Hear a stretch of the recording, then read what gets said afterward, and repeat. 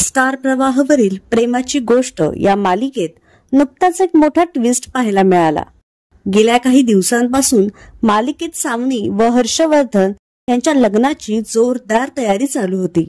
मात्र ऐनवेळी हर्षवर्धन हा मुक्ता सागरच्या विरोधात मोठा डाव खेळून मिहिकाला फसवून आपल्या जाळ्यात ओढतो।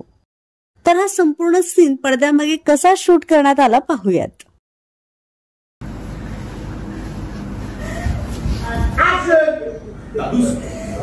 दादू सर एक खाली रिपोर्टर झाले। अरे हे बघ, हे काय घडलं ते माझ्या आणि मिहिकाच्या संमतीने घडलंय। त्यांना कशी बोलायचं?